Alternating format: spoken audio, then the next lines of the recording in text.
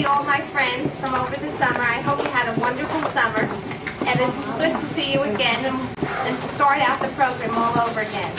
For the newcomers, I'd like to tell you a little bit about our group. Number one, it started 3 years ago with 12 people sitting, and we did discuss books. That's why it's still called the book discussion group. No, it's no longer. We discussed books upstairs, and as our membership grew, it became easier to get speakers. Now, our group is a very unique one. It is not based on intelligence, economics, age, or anything, or religion. It is based on one thing, people who want to learn. And for this, the speakers come out and they're so happy to have an audience like you people. You are the program, not the speaker, because they love it, because they have an audience that's better than any students and any people that even pay, because you really want to learn. And I think that's what makes our group such a wonderful one and such a pleasure to work with. And I have the program set up till January, and we have wonderful programs coming. And I just wanted to say, even if you don't think that you're interested in some of the programs, come anyway. What has happened is that people find out that they're interested after they hear the speakers. And this is the best place in the world, because after you hear the speaker, you go upstairs. We have the finest collection of books and magazines and periodicals, and the best librarians to help you with it. Right? South Orange Library is really a wonderful one, and I really think so, and I'm not saying it because I'm prejudiced. I really believe it, and they really work harder to make everyone happy here. And today, before I even begin talking about South Park, there's a few things that I did want to say.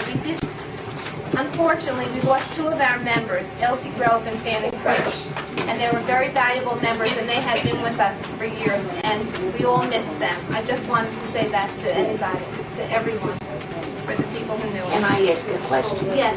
If we live in Maplewood, Yes. are we entitled to use the South Orange Library? Get a Cecil's card, which is a county Yes, I library know. card. I understand you cannot take any of the new books out. Well, the reserves and the new books, that's of course, that has to be at least for the South Orange residents. But the service is the same for everyone. Also, I want to thank Betty Alton for donating donuts today, the donuts that you ate, Betty Alton. And Flowers for Discriminating Taste, every week last year, gave us flowers for free. I think that, they're not here, but I always send them a thank you note. If you ever want flowers, go there, because I think that they're so nice. They're right on Valley Street. I have sent some people. Flowers for Discriminating Taste. Yes. Where are they? On They're on Valley Street. They're on Valley. And now, today, we're very fortunate. I'll give you a little bit of his background before he comes. And he has Joe Clark has a film.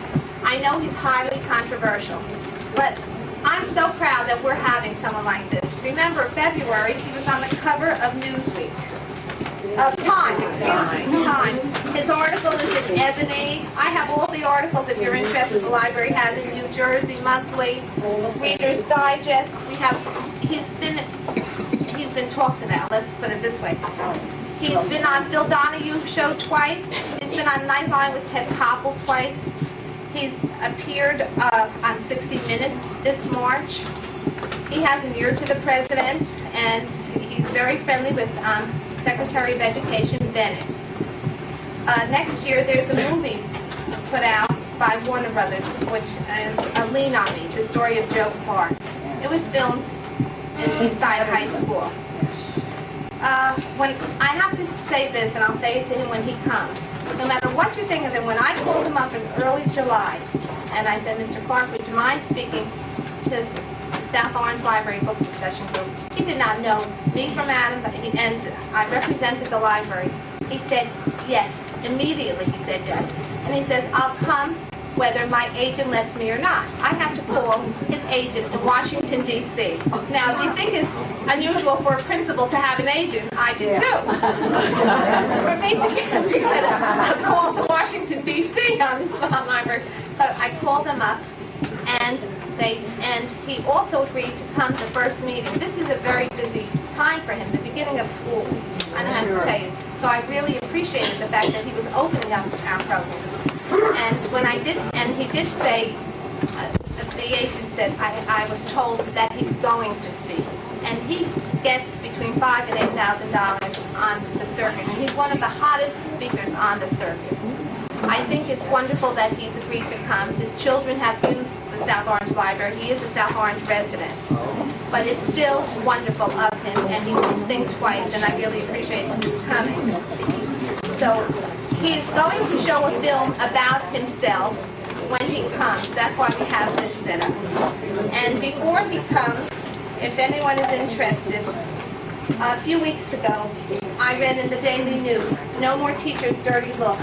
The teachers in New York City, they're not getting only kicked, they're getting beaten up brutally because of the drug situation. I mean, if you read these articles, you would say to yourself, no matter how you feel and how liberal you are, I don't care, something has to be done. These articles are here for you to look at. So it's very important that you keep an open mind when you do hear Joe Clark. I think that's very important because nothing is all one side or the other. And there's no easy answer for what's happening in our education system today. And right now, until he comes, I thought maybe we have someone from the news record who afterwards would like to interview people. I thought it would be nice if we would just get a few comments beforehand, before he comes, so you can say whatever you like. Jimmy. Yeah, no, I think you ought to emphasize what his...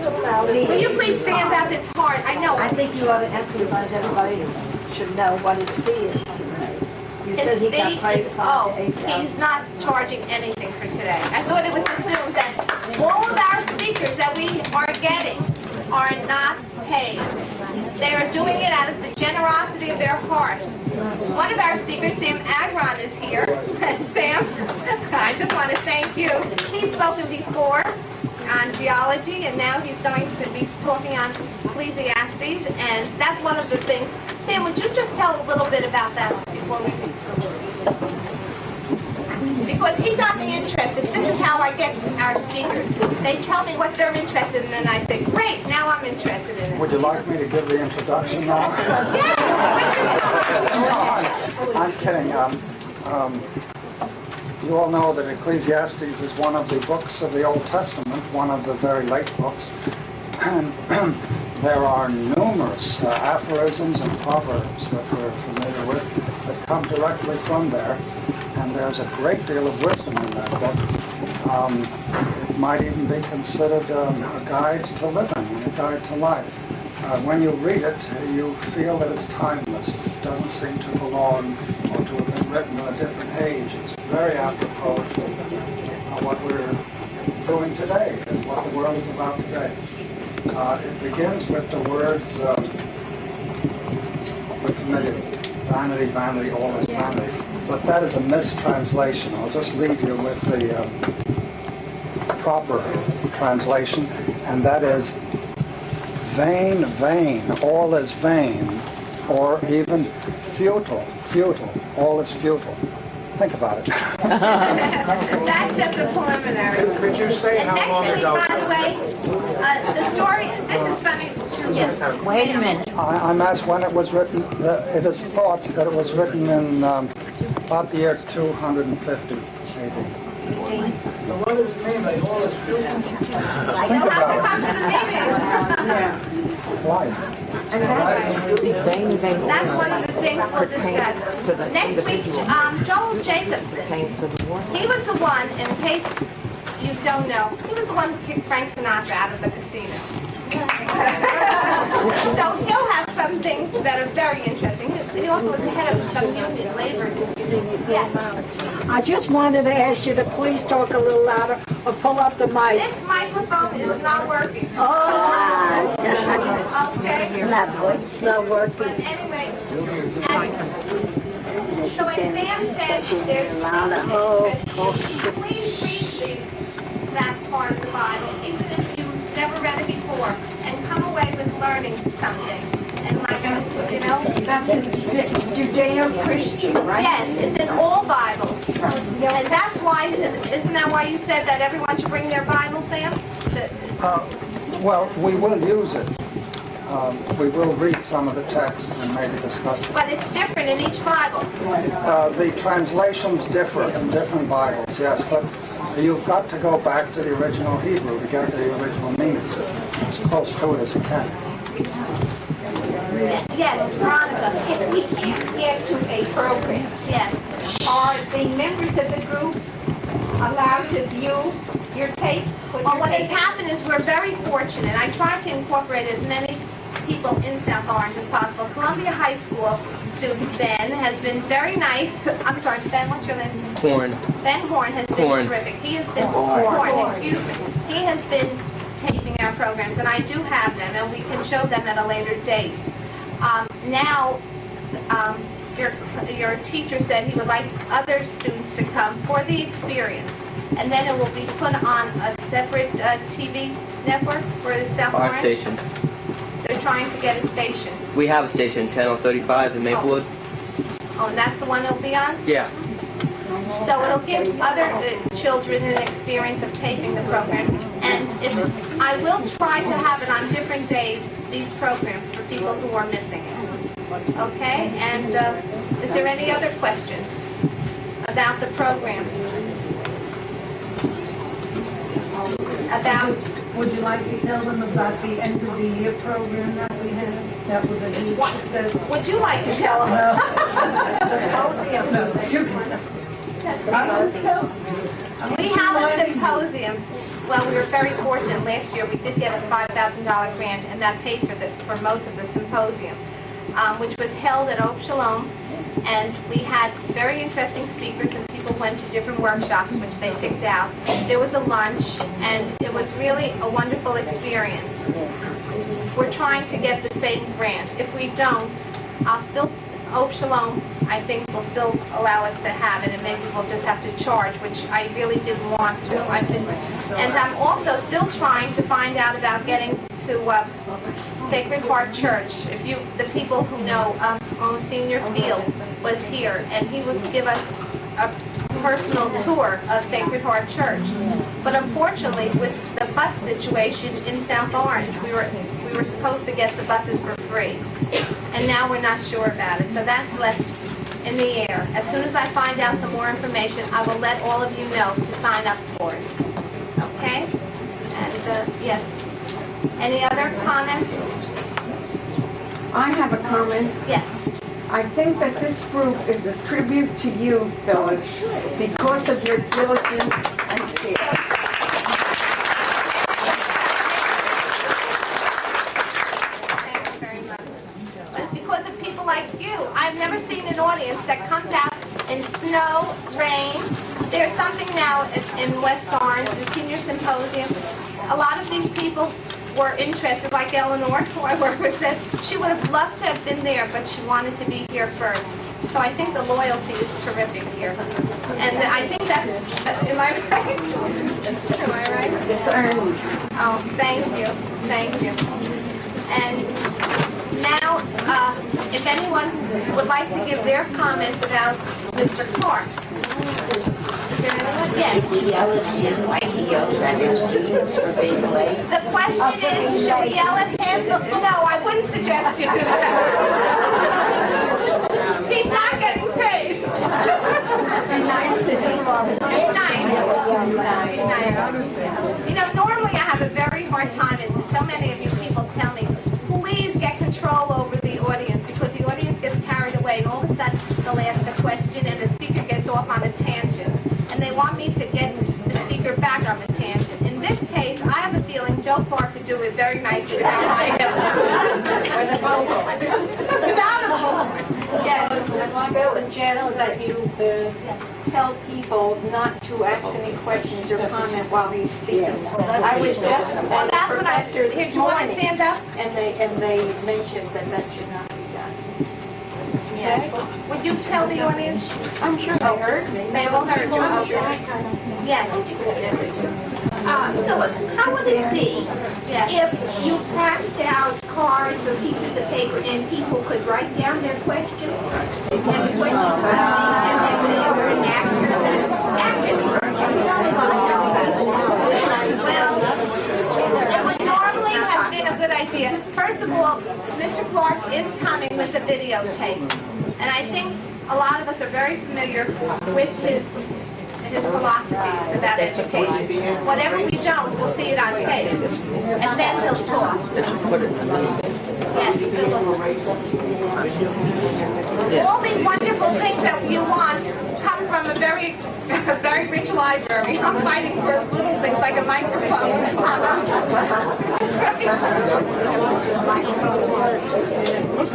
I know, unfortunately. You know, if that could be put right on top of that table, we'd all see it. Well, we'll move it up when he comes, okay?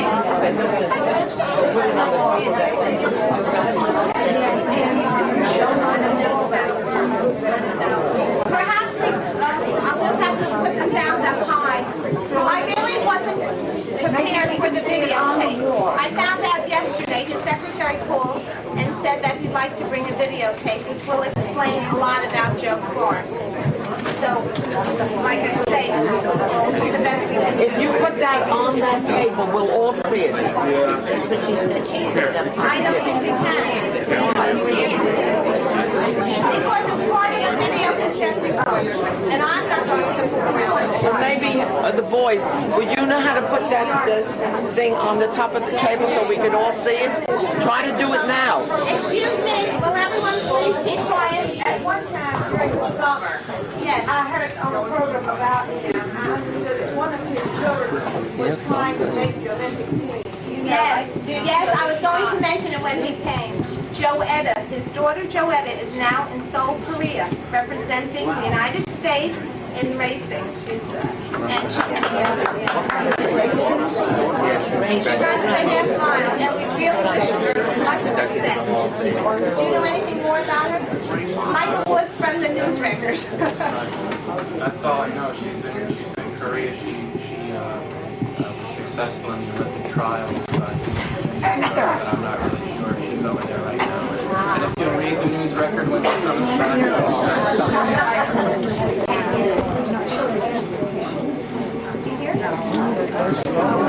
Excuse me.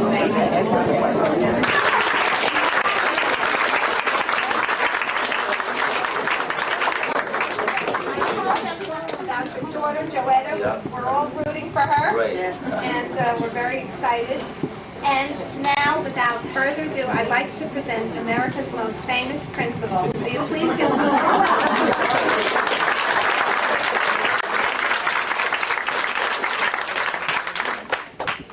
Thank you very much for those very kind remarks. I can state to you that my heart is palpitating with glee for more reasons than one. And number one, I'm overjoyed, elated to be at home speaking to my neighbors. Right. And that gives me great joy. I said that. What a wonderful, how you said yes right away. And Yes, and I didn't charge you the $5,000.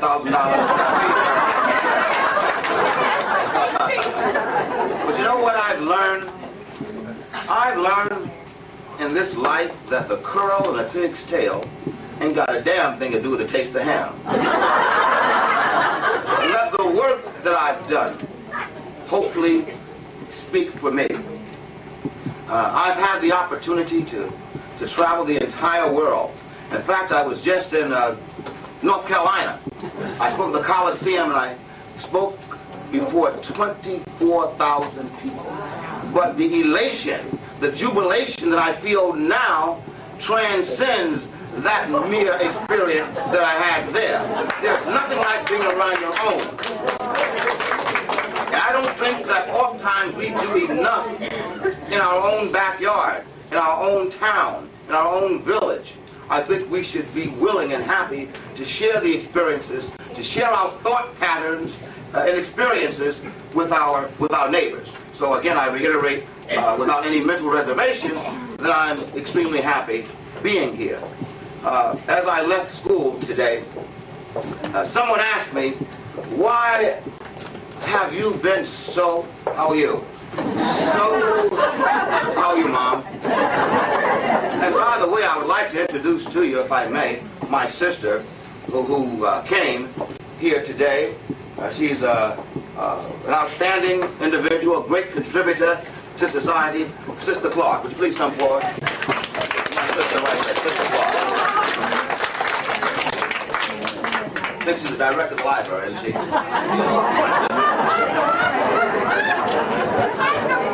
How is Mom? Good. They asked me about Reagan. Why, Joe Clark, are you always lauding and praising Ronald Reagan? Okay, let me tell you why I like Ronald Reagan. And I'm not trying to be political, I just want to get it clear to you why I like the man. I'll never forget 2 years ago. I was walking through the corridors. You know, good principles never, and by the way, I can tell you this, you won't be bored. I hate a boring speaker. I won't bore you. Some of you are going to love me, some of you are going to hate me, but I tell you, no one will be bored. And I was walking through the hallways with my patented bat and bullhorn, and I'll get back to that too, the bat and the bullhorn. But with my bullhorn, and my secretary came running up to me. She said, Mr. Clark, he's on the phone. I said, who, woman? The President of the United States is on the phone.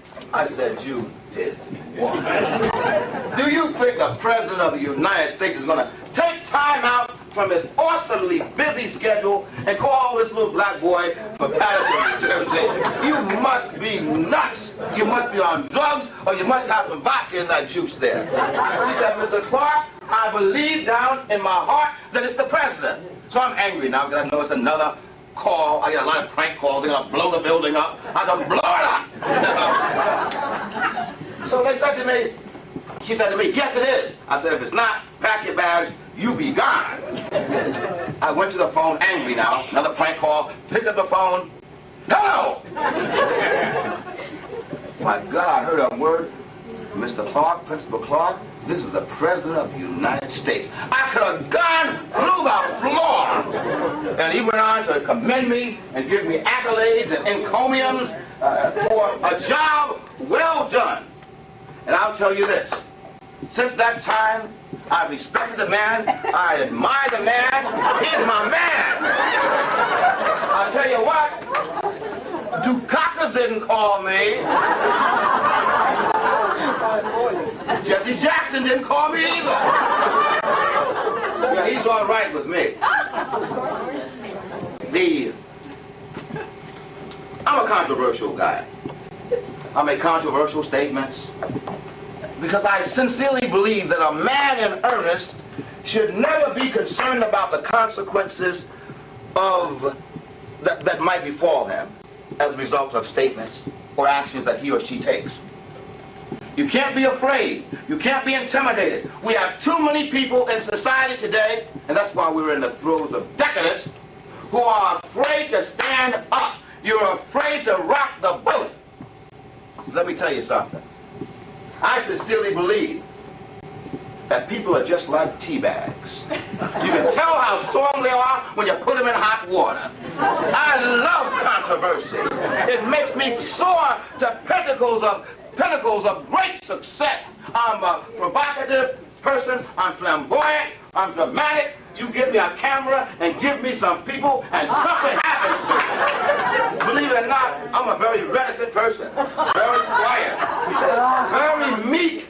Very humble. I admit on my job now, once a week I have a crucifixion just to build up morale. But basically, I'm very, very meek. Very, very humble. You know, it's interesting to me when we talk of controversy. My sister knows, Sister Clark, director of the librarian, of the library, and the librarian. She knows this. She knows her history. Let's go to history and look at controversy just for a moment. Rome. Wars. Rumors of war, sister. A lot of them. Pandemonium. Chaos. Confusion. What did Rome give this world? Michelangelo. Leonardo da Vinci, the Renaissance, and ad infinitum. Switzerland, peaceful, tranquil. The only thing Switzerland ever gave the world was a damn cuckoo clock. So controversy does not necessarily correlate with pandemonium and lack of productivity. I believe in people doing for themselves. Don't you do for me what I should do for myself. You don't owe me a job. You don't owe me anything. You know what you owe me? An education. That's my birthright. And with that education, I am supposed to do for myself. That's why I don't like certain types of programs. I don't like affirmative action. Why don't I like affirmative action? Because that's a racist plot and ploy. You're having certain standards for me that you don't have for other people, and I say that's wrong. The only thing I want from you is an equal opportunity to that door of opportunity. If I go to that door, let me into that door. Not based upon my color, not based upon my ethnicity, but upon my qualifications and my ability to do the job. That's all I would expect from you. Quota systems? No, I don't believe in quota systems. I'll tell you what, that's why I like the Jews. You know what they did? About 30 years ago, they couldn't go to Florida. They bought the whole damn state. Now they go anywhere they want to go. That's affirmative action. I often think in terms of the Italians.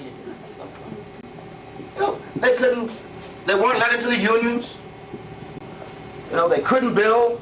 They bought their own machines. And they built their own buildings. Oh, yes, maybe once in a while a couple of people might have been in the cement, but that was okay.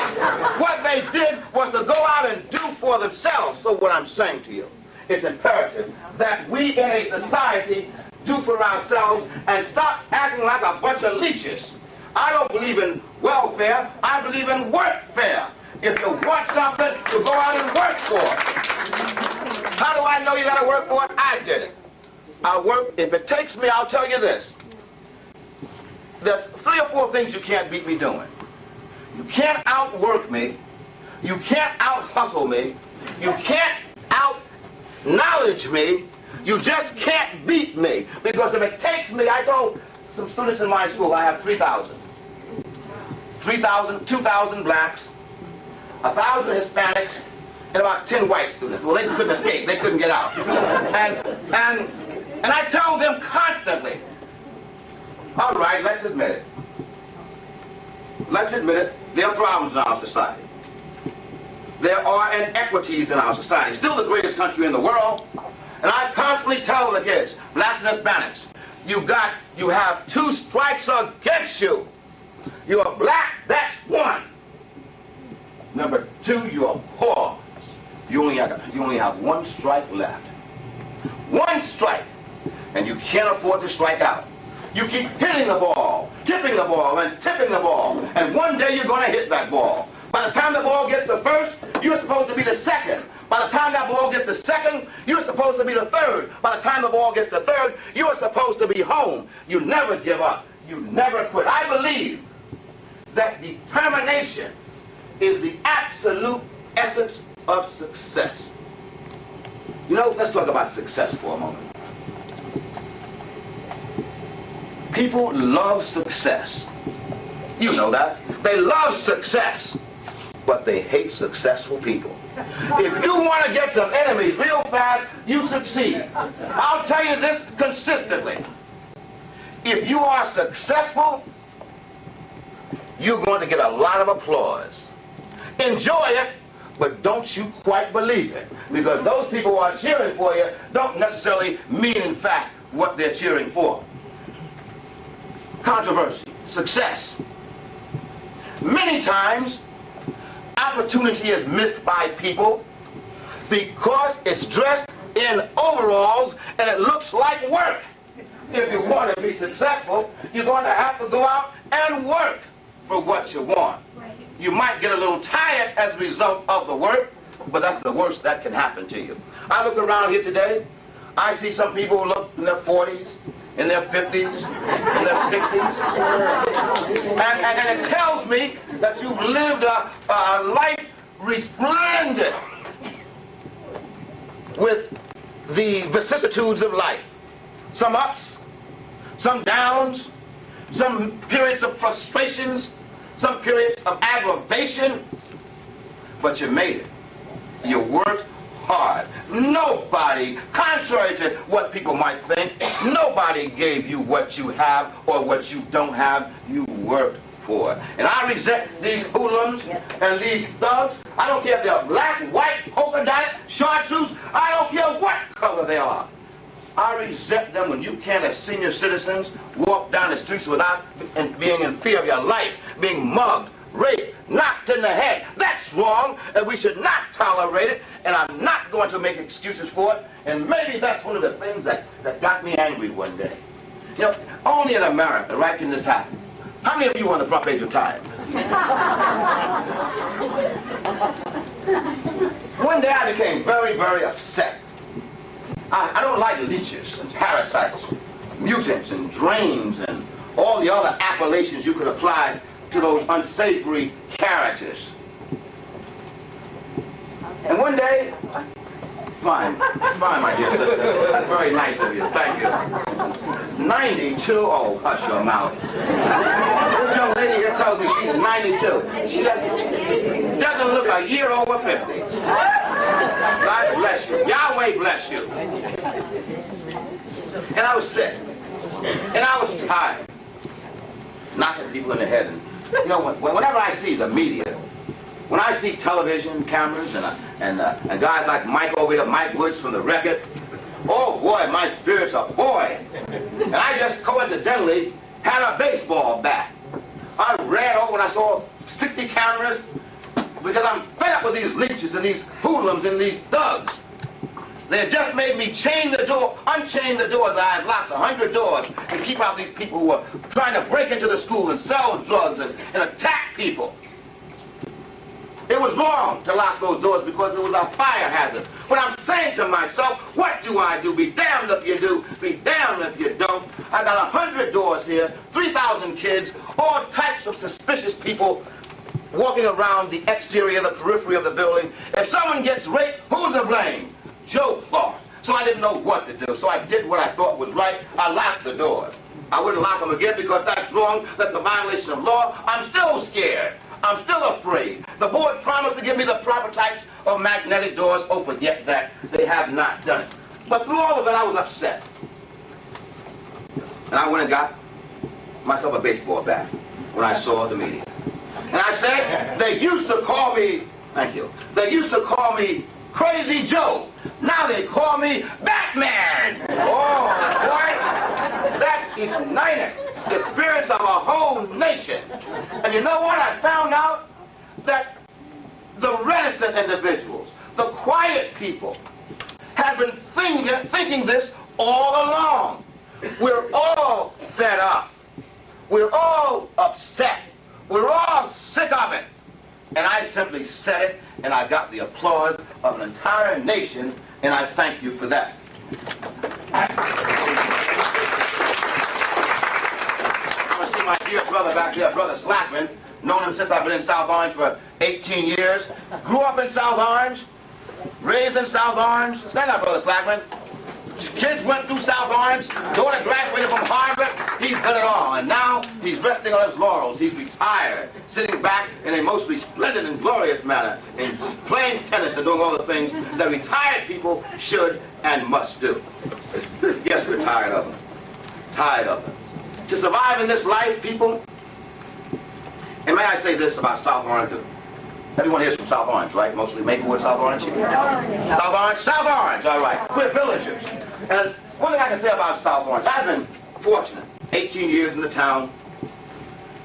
My children were the recipients of a great education. And I thank the Board of Education and the taxpayers for providing that unique opportunity, not only for my children, but for all of the children in our town. My daughter, Joanna Clark, as you know, made the Olympic team. And I'm thankful because that was a result of South Orange and Columbia High School. I'm thankful. Graduate of University of Tennessee. Son, track scholarship, Villanova University. J.J. Clark, graduated. One daughter left. If I can just get her through, I'll be all right. She's at the middle school. doing well. And I'm thankful. You saved me, my dear neighbors, you saved me $150,000 in tuition that I didn't have to pay because you gave them a good education and good coaching at Columbia High School. And I thank you for that. As many of you can also thank one another for a job well done because many of your children are on the same boat that my children are in. And we should be proud of that. Determination. You know, there's no such thing as luck. There's no such thing as luck. That's a lazy man's wish. Lazy man's desire luck. You sit around waiting for the number to come out or the picket to come out, you're in trouble. You're in deep, deep trouble. Obstacles, don't let obstacles stop you. Don't make excuses for your lack of productivity, for your lack of vitality, for your lack of viability, for your lack of vibrance. Don't you make excuses. If you end up being nothing in this society, don't blame it on the white man. Don't blame it on the black man. Don't blame it on your mama. Don't blame it on your papa. Blame it on yourself. Because if you end up being nothing, that's just what you wanted to be, a damn nothing. Don't make excuses for your plight in society. Don't give up. Work hard. Make every day count for you. When things go wrong, as they sometimes will, when the road you're trudging seems all uphill, when the funds are low and the debts are high, you want to smile but you have to sigh. If care is pushing you down a bit, sister, rest if you may, but don't you quit. Don't you know that success is failure turned inside out, the silvery tint of the cloud of doubt. And you never know how close you are. You might be near when you seem so afar. So stick to the fight when your heart is hit. It's when things seem worse that you must not ever quit. Down in North Carolina, thank you very much. You know, there's nothing like... Thank you.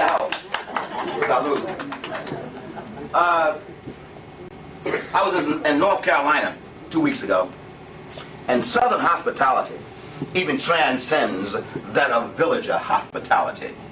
They are so gracious in the South, generally, so cordial. You know, you go to New York, you say good morning to somebody, you might get shot. You know, it's serious.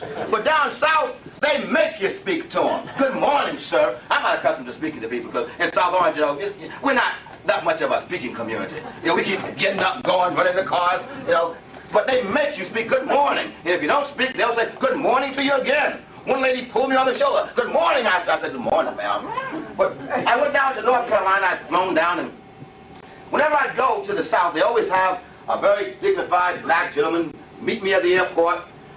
And he knows I'm from the North, so he wants to go over all of the intricacies of Southern living. So he said, you know, we have our traditions in the South.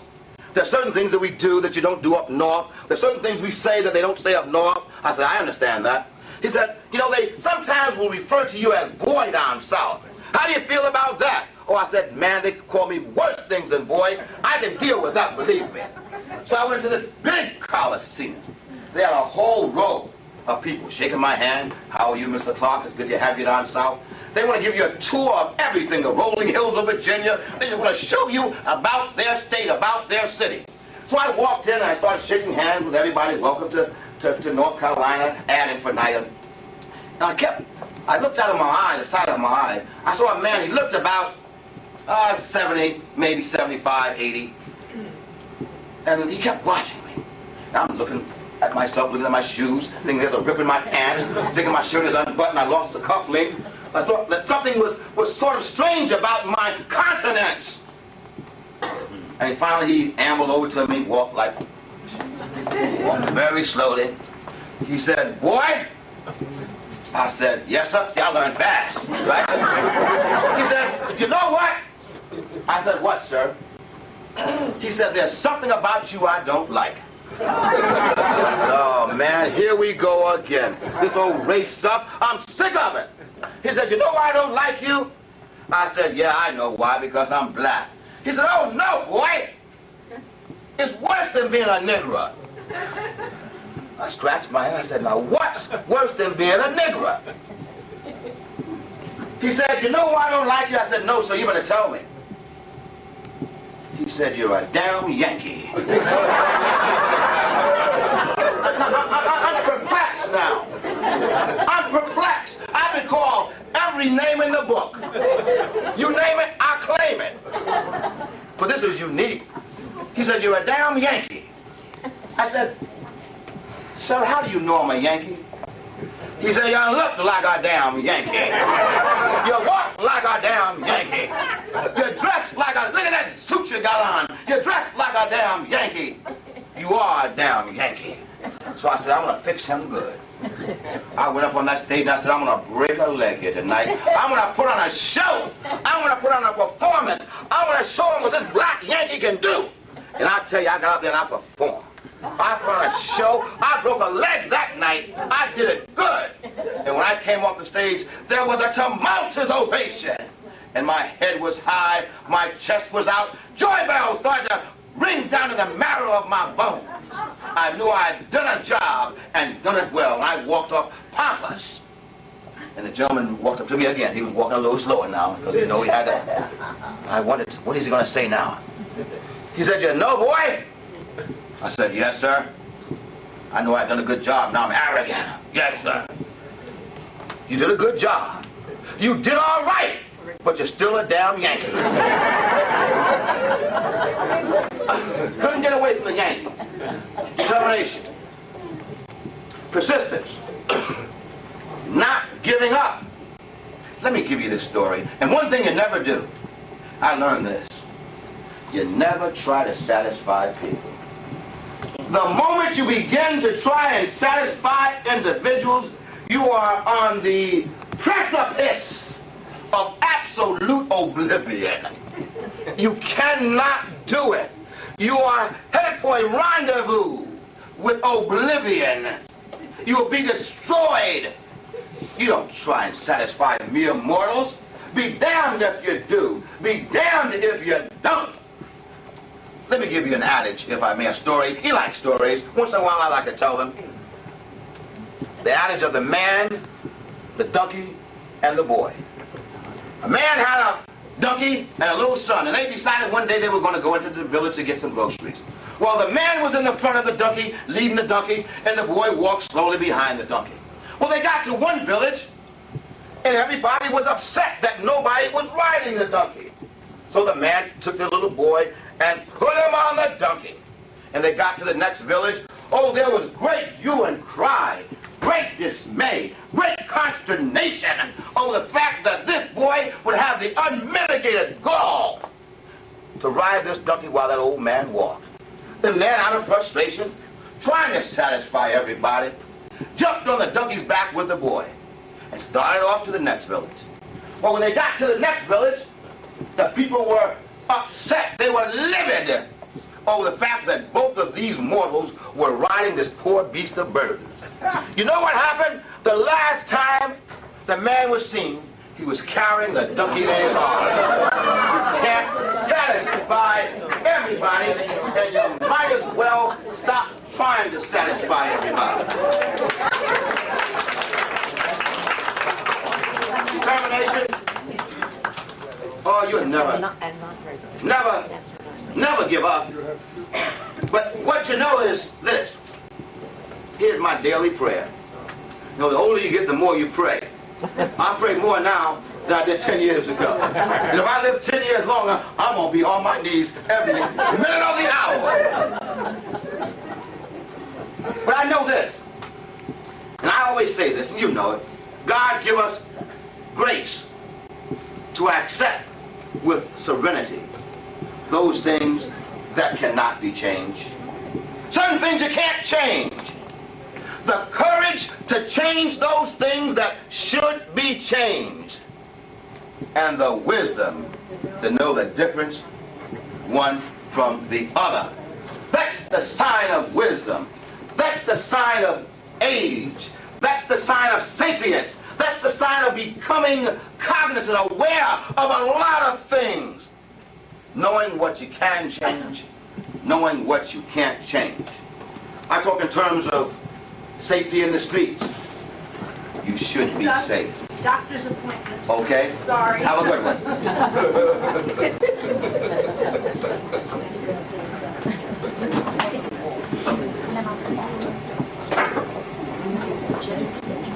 Safety in streets. We deserve safety in the streets. Our schools. Let's talk about our schools for a minute. I'll tell you, my brothers and sisters, if you were to go back to some of these schools today and saw what was going on, you would be distressed. You would lament. You would pine for the years gone by. The situations now are not good. When you were a child, you probably got suspended for chewing gum, walking out of line, whispering in class, never mind talking, or in the act. A couple of times I got caught getting ready to whisper and got my head knocked off. Bam! You wouldn't go home and tell your mother. She'd kill you. Wouldn't tell your father. No, the mother used to get us. It's your butt beat, but bad. You know the problems that we have in society today? Bombings in schools. Shootings. They'll come in there and blow you away in a minute and think nothing of it. Drugs, rapes, those are the issues. Incest, and on, and vandalism, violence, truancy. That's a long throw from chewing gum and walking out of line or whispering in a classroom.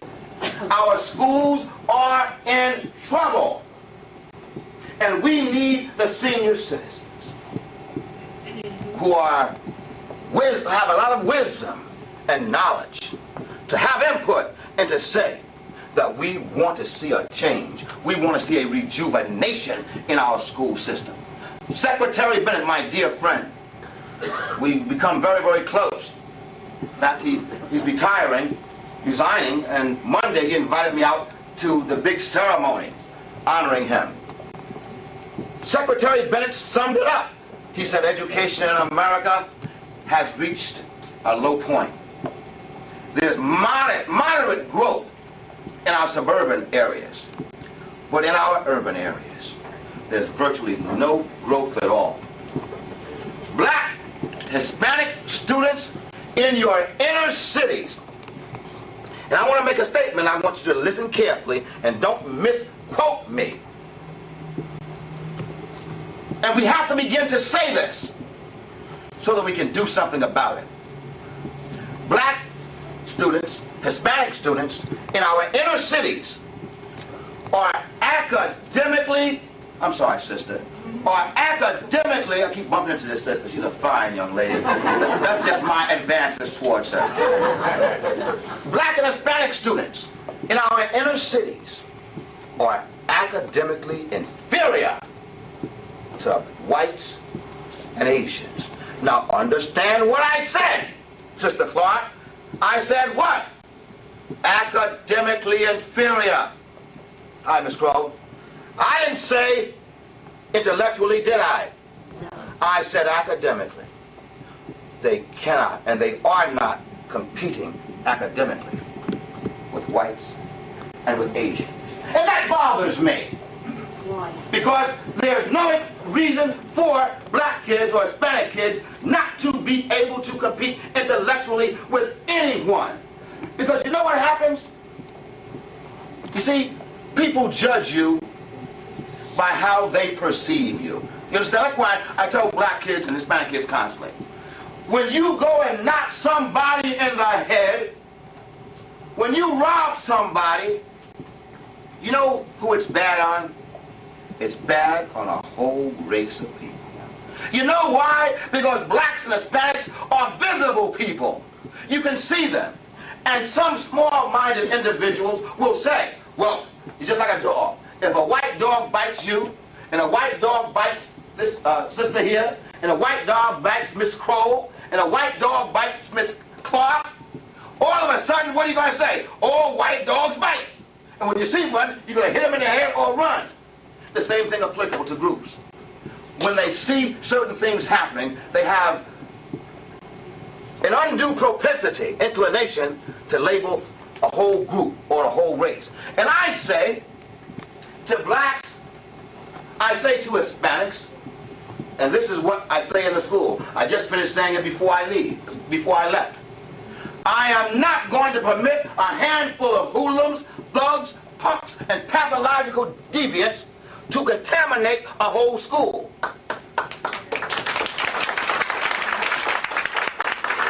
I am not going to permit a bunch of people to contaminate my community. I'm not going to permit you, this is what happens to have to happen in Newark, to contaminate Newark, New Jersey. You're scared to go to Newark. You wouldn't go there unless you were in a limousine or a bus or you had armored troops around you, because you are scared and you're afraid because of what you've seen, because of what you've heard, and because of what you know has happened. And I'm saying that is wrong, and I think that black people must change that image of themselves. We must make our youth understand, and might I say, thank God, black people in South Orange. I'll tell you something. The black people who have moved into South Orange, and the black people who were here, but the black people specifically who have moved in, these are highly educated people.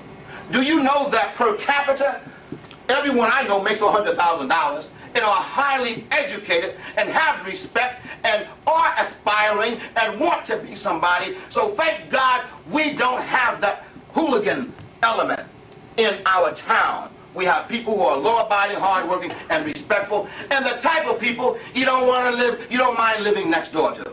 I don't want to live next door to a person who doesn't keep up his or her property. I don't want to live next door to that person. I make sure in my community, in fact, I got the best looking house on the block. I do it, brother. I do it. You go by my house now, I have my hedges trimmed down. I just had it painted brand new. But people coming and looking now. Where does he live?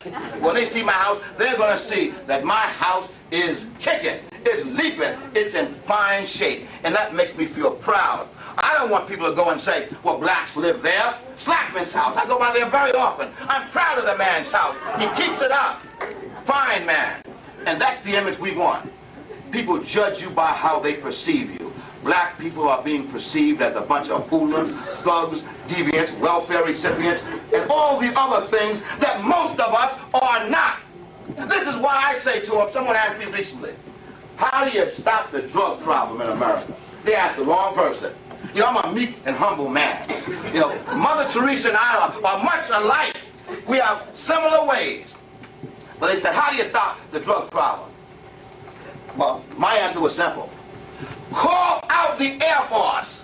You see a plane going through the air that might have some drugs, blow it out of the air. Oh, you're going to kill a few of innocent people, but blow them away because they're destroying America. You know what they did in China? In 49, they caught you selling drugs. They killed you. They executed you on the spot. Do you know in China, they have no drug problem at all? How do you stop drugs on the corner? Give me a few women. I wouldn't give them baseball bats because that's easy to manipulate. Give them some 2x4s. And let them go in the corner and give me women. You know why I want to take women with me? Women are fierce fighters. They'll fight to the death if they believe in you. They'll fight to the death. Give me women anytime. Look at the Israeli army. Those women are vicious. They'll blow you away in a minute and think nothing of it. Give me some women with some 2x4s. If you go in the corner, you don't have to hit them. Just go in the corner and swing them ominously. You'll clean that drug problem on the corner. How do you stop the drug problem in America? Give me a couple of senators who know about these drugs. Give me a couple of governors. You know, we got some high officials involved. Let's face it. Give me a couple of these generals, a couple of mayors. And you know what you do when you catch them? See, America is a victim of drama, histrionics. We like flamboyant flair.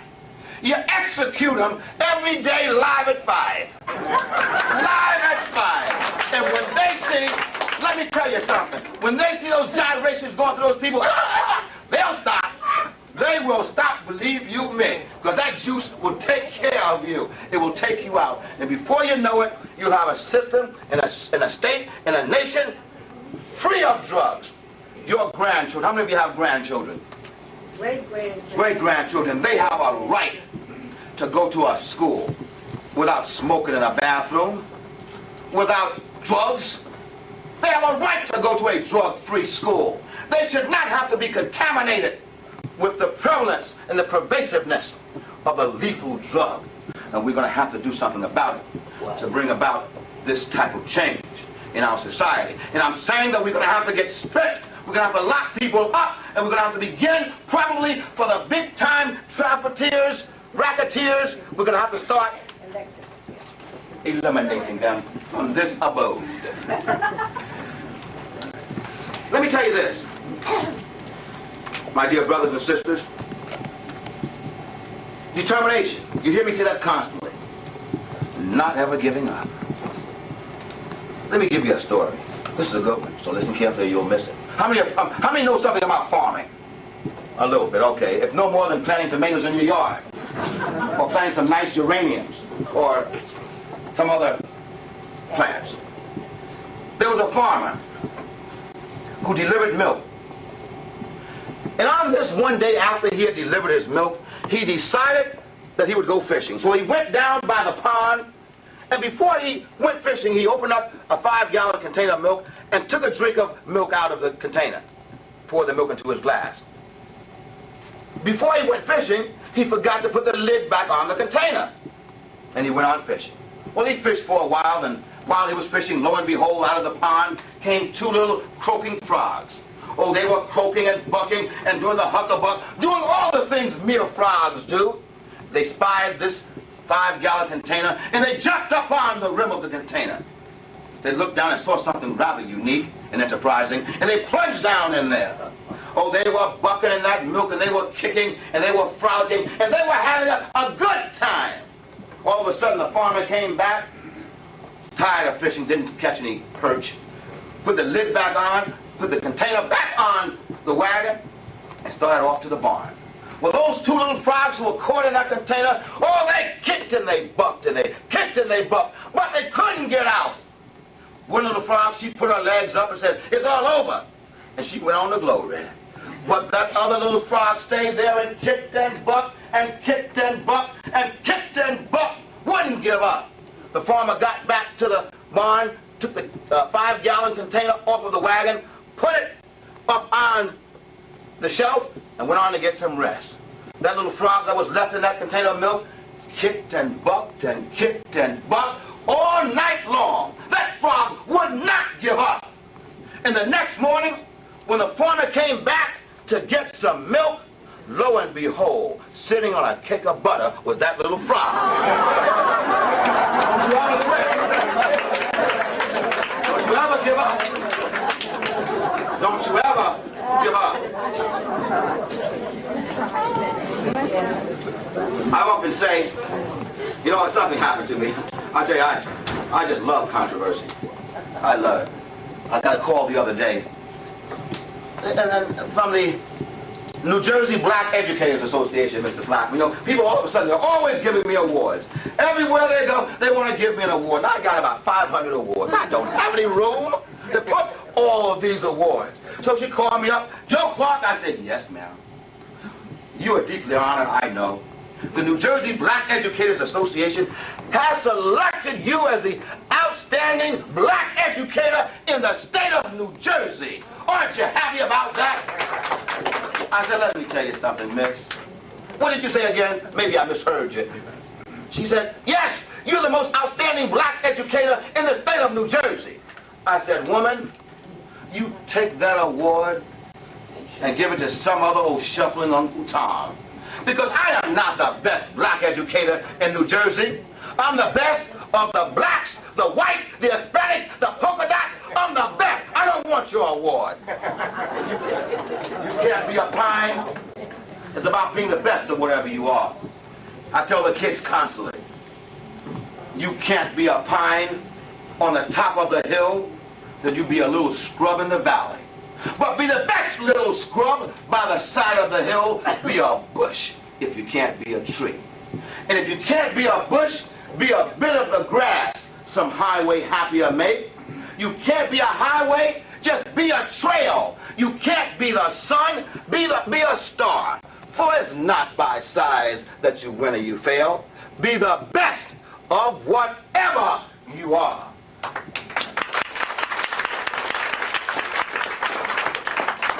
I'm afraid, Brother Slackman, we talk about it once in a while when I have the pleasure of seeing Mr. Slackman. We talk sometimes about some things that are dear to our hearts. We talk about something that you are going to have to wrestle with. Your grandchildren are going to have to wrestle with. Your children are going to have to wrestle with. Don't you know, my dear brothers and sisters, that our fates are inexplicably bound together? The chain is only as strong as its weakest link. I'm concerned. And you hear about it, you read about it, but you don't like to talk about it. You don't like to say certain things because you're afraid people might misunderstand what you're saying. I'm concerned about the plight of blacks in America. It's serious. No one talks about it. Dukakis wants to give away the whole damn world. Give him everything. That's his answer. You can't do that. You gotta make people work and provide opportunities for people to work. Our race is in trouble, Brother Slackman. He knows. We talk about it often when I see him. Let me give you some statistics. And you know what?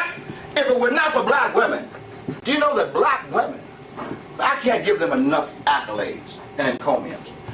Black women have been the backbone of black society for many, many years. And we know slavery. Let me tell you something about slavery. It was wrong. What happened to black people in America was wrong. They took our name, took our history, took our culture, beat black men half to death, castigated them, castrated them, made virtual beasts out of them. That was wrong. We all agree on that. But I'm saying that in 1988, too many black people have made it for me to continue to assault white people and blame white people categorically for what we're doing to ourselves. I tell black people constantly when I go into their neighborhoods, ain't no white man down here putting that paper in front of your house. There's no white man making you pull that trigger, shooting your brother. White people ain't doing that, and you're not going to blame that on white folk. You're not going to blame what? You go and clean their houses every single day, and you're too damn sorry to come home and clean your own. They're not making you do that. You can't blame them for that. That's why I don't like liberals. I'm fed up with them. Liberals have destroyed the black race by giving them everything, and now they're trying to destroy the country. You can't give them things. You got to make them work. They make excuses for black people killing one another. And let me tell you something. This is what I tell liberals. I just told a guy in Las Vegas. I was out there, believe it or not, Wednesday. And this is what I told the liberal in Las Vegas. He wanted to treat black people one way and white people another way. In other words, he told an audience, you gotta understand poor black kids had it rough. They came up hard. Because you're poor does not mean you knock somebody in the head. But more important than that, you know who the victims of crime are by blacks? Blacks. It's not you. It's not you. So I told the white liberal, I'm going to fix your butt. I'm going to rent myself a bus, and I'm going to bring every one of these hoodlums and thugs that you're trying to protect in your neighborhood and leave them there for a month and tell me how you like them. Black people are fed up. Black women are tired. They're tired. They're tired of trying to raise black males because the fathers are not having input, and they can't do it. As good as they are, as strong as they are, they can't do it. Look at the results. That's why I said we gotta get tough. It's about some salvation. Look at your jails. 51% of the jails consist of black men. Did you know that? And black men are only 6% of the population. Do you know that? Have a good day. Here. I apologize. That's perfectly all right. You gave me good. You gave me a breather. I only have 5 more minutes and I'm out of here. Too bad, too bad. I was reading in the, has anyone ever heard of the NAACP? Oh, okay. That's a, you've heard of that. I don't have to explain the workings of the NAACP then. Well, in the 1986 Crisis magazine, the NAACP, Mr. Slackman, predicted that by the year 2000, blacks will self-destruct as a people. You know what? I just know, no, it can't happen. Some people say, yay, yay, yay, yay! You know, you get all kinds of mixed reactions. I understand that. You know, you don't fool me. I know the deal. Some people would hope that it blew up now. Others would not like to see that. But by the year 2000, self-destruct as a people. Look at the statistics. And it's there. 51% of black males in jail. 51% of the prison population, black males. 60% of households headed by black, strong women who are tired. They're tired and fatigued. 50% of your violent crimes committed by black youth. 1 out of every, listen to this, 1 out of every 22 black males are killed. I was in my auditorium, my assembly, and I told this to the kids. They thought it was funny. They thought I counted. 1, 2, 3, 18, 19, 20, 21, 22, dead. Dead. It's no joke. Every weekend, you know what I have when I go back to school? It's like the army. I call my vice principals and I ask them give me a casualty report. How many were killed? How many were shot? How many were stabbed? How many went to prison? It's awesome. You go into the inner cities on a weekend and it's like a war zone. We must do something to correct that. You know what? I know you're going to say, well, what can we do to help? Nothing. You can't do anything. You know who has to do it? Black people have to do it. We have to do it for ourselves, or we will not be able to survive in this society. It's 10 years to go. It's close. Don't think we're going to make it, to be honest. It's close. It looks bad. I'm talking about collectively. I'm going to make it. Let me tell you something, sisters and brothers. You ain't going to stop me from making it. I'll tear the door down. I'm going to make it as an individual. And maybe we're talking more about individual rights than collective rights. I don't know. But collectively, I'm saying, something has to be done. And let me close by saying this. I can go on and on. But let me close by saying this to you. This little poem called Anyway. People are illogical, self-centered, and unreasonable. Love them anyway. When you do good, people are going to accuse you of selfish and ulterior motives. Do good anyway. If you succeed, you're going to have many true friends and false friends and many true enemies. Succeed anyway. All the good that you do today is going to be forgotten tomorrow. But you got to do good anyway. The things that you build today will be torn down overnight, but you have to build anyway. People really need help. But when you reach out to help them, they're going to attack you. But help them anyway. Honesty and frankness will make you vulnerable. But you must be honest and frank anyway. And when you've given the best, my dear brothers, that you have to this world, you're going to get kicked in the teeth. But give the world the best that you have anyway. Let me just say this to you. I'll never forget the day when they asked me to become principal of Eastside High School. Oh my God, I saw the lightning flash, I heard the thunder roll. I felt some breakers dashing, trying to conquer my soul. I said, Lord, why hast thou forsaken me? You said you'd never leave me. You said you would be my comforter and my guide. You've forsaken me, Lord. And I went home and I paced the floor on Ridgewood Road, up and down all night long. Couldn't get a wink of sleep. I couldn't understand how my Lord had turned his back on me. And all of a sudden I heard a voice. I said, Lord. He said, yes, Joe Clark. Give me an answer. He said, Joe Clark, let me tell you something. For the first time in your life, you're a winner. You can't lose. Take that job. If you fail, they're going to make you an assistant superintendent of schools anyway. But if you succeed, you'll become a national hero. And he was right. Some people ask me about the baseball bat. Let me explain this. What did I really mean about the baseball bat? Well, the liberals came running at me again. Oh, he's preaching violence. He's preaching attacking people. He's applauding Howard Beach, and oh my God, they just got on me. I said, Lord, the liberals are on my back again. Get them off of me, Lord. Give me something. The Lord said, Joe Clark? I said, yes, Lord. And as I found out it wasn't the Lord, it was Satan. Because this person told me, this spirit told me a lie to tell the people. The voice said, Joe Clark, tell them that back meant, kids, it's your turn at bat. What are you going to do? Strike out or hit a home run? Oh, the liberals love that. Oh, they applauded me for my erudition, my introspection, for my benevolence, for my honesty, for my egalitarian instincts. Oh, they loved it. That's not what I meant. I meant you hoodlums, you thugs, you punks, you pathological deviants, you rapists, you murderers. We're sick and tired of you. And if you don't stop, we're going to beat the hell out of you. That's what I actually meant. And that's what I think we'd better get the message across to those individuals.